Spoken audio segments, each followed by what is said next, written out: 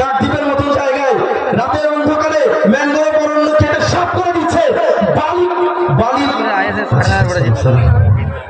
বালির খাদান রাতের অন্ধকারে সাফ করে দিচ্ছে, আর সেই বালি বিক্রি করছে আমাদের সাধারণ মানুষদের কাছে। ভাবতে হবে, একটা ঘরের ছাদ আবাস যোজনা নেওয়ার জন্য হাজার হাজার টাকা দিতে হচ্ছে, তারপরেও মিলছে না। আমি কাকদ্বীপে সাগরে গিয়েছি, সেখানকার মানুষদের জীবনযাত্রা দেখেছি। খড়ের চাউনি একটা, পলিথিনের উপর সেই ঘর। ঝড় এলে, এখানে ঝড় কবলিত এলাকা, ঝড় এলে সেই চলে যায়, পরিবার পরিজনদের নিয়ে কোথায় যাবে? সেই তাদের আত্মনাদ, সেই চিৎকার পৌঁছায় না নবান্নে, পৌঁছায় না দিল্লিতে, আর বড় বড় কথা বলে দেশ এগিয়ে যাচ্ছে। তাই বলছি, এখানে যারা উপস্থিত আছেন আমার মা বোনেরা, দাদা ভাইয়েরা, অটো চালক, রিক্সা চালক, দাদা ভাইয়েরা, ছোট দোকানদাররা, সবাইকে বলছি, তিনি তো অনুরোধ করছি, আমরা সন্দেশখালী হতে দেব না, মা বোনেদের ইজ্জত পিছিয়ে যেতে দেব না, আমরা বাকপুর হতে দেব না, এই প্রতিবাদটা করবো। মথুরাপুরের মাটি থেকে এই পরিবর্তনটা করবো। এই বিজয় যাত্রা মথুরাপুরের মাটি থেকে দিল্লিতে নিয়ে যাব। তাই আপনাদের অনুরোধ করবো, আপনারা এখানে 15 বছর দেখেছেন, চৌধুরী মোহন জাফর মহাশয়কে ভোট দিয়েছেন তিনবার, দেখা পাননি কেউ? পেয়েছেন কেউ দেখা? কেউ পাননি। আপনাদের হয়ে কোনো কথা বলেনি। ঝড় হয়ে যাওয়ার পর ত্রাণ আসে, সেই ত্রাণের পলিথিন দুভাগ করতে হয় সেই লম্বা লাইন ধরে, তাই তো? তাও কারো জোটে, কারো ভাগ্যে জোটে না, পরের দিন লাইন দাও, তাই তো? শুধুমাত্র তাই নয়, এখানে রাজ্য সরকারকে আমরা 13 বছর দেখেছি, কোনো উন্নয়ন হয়নি, রাস্তাঘাট হয়নি।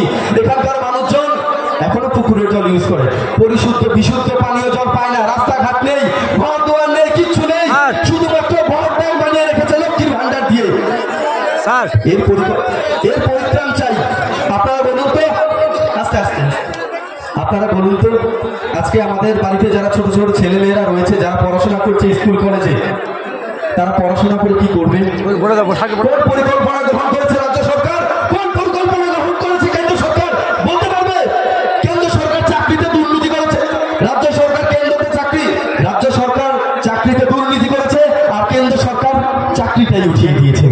তাই আমি বলবো, টিএমসি বিজেপি সরকারের বিরুদ্ধে যদি এখান থেকে টিএমসি কে সরাতে হয়, শুধুমাত্র আইএসএফ কে হাত ধরতে হবে, আইএসএফ এর হাত শক্ত করতে হবে, তবেই আমরা এই টিএমসি সরকারকে ছুঁড়ে গঙ্গায় ফেলে দেবো, আমরা ছুঁড়তে ফেলে দেবো। তাই সবাইকে অনুরোধ করবো, আপনারা কেন্দ্রে দেখেছেন 10 বছর, রাজ্যে দেখছেন 13 বছর, একটা বার শুধু আমার মা বোনেদের, দাদা ভাইদের, সচেতন নাগরিকদের, যারা যেখানে আছেন আমার কণ্ঠ শুনতে পাচ্ছেন, সবার কাছে আমার বিনীত নিবেদ্য অনুরোধ, একটা বার শুধুমাত্র আপনারা আইএসএফ কে ভোটটা দেবেন, একটা বার শুধুমাত্র আমাদের সুযোগ দিয়ে দেখবেন। যদি প্রতিশ্রুতি মতো কাজ করতে না পারি, পরের বার ভোট চাইতে যাব না, পরের বার ভোট নিতে যাব না আপনাদের কাছে। আমি জানি এই এলাকাতে যারা বিরোধী রাজনীতি করে, তাদের মধ্যে একটা ভয় ভীতি ঢুকিয়ে দেওয়া হয়েছে। রাজ্য সরকার, রাজ্য পুলিশ, আমি আপনাদের কাছে এখানে কথা দিয়ে যাচ্ছি, যদি আমাকে দিল্লিতে পাঠান আপনারা, এখান থেকে আইএসএফ মনোনীত করে জয়যুক্ত করেন, আমি সবার আগে এই মথুরাপুর কেন্দ্র থেকে সন্ত্রাস বন্ধ করবো, সন্ত্রাসবাদীদের চোখ বন্ধ করবো, এটাই হবে আমার প্রথম কাজ। তবে আইএসএফ আমাদের এই দল নিয়ে অনেক বিরোধীদের মন্তব্য রয়েছে, তাদের সম্পর্কে আমি একটু বলতে চাই। তারা আমাদেরকে বলেন আমরা নাকি কার দালালি করি, এই কথাটা আমাদের সবাইকে সর্বস্তরের নেতাদের কাছে শুনতে হয়। আমি আজকে সেটা পরিষ্কার করে বলতে চাই, বলেন তো আমরা কার দালালি করি, বলেন তো, তাই তো?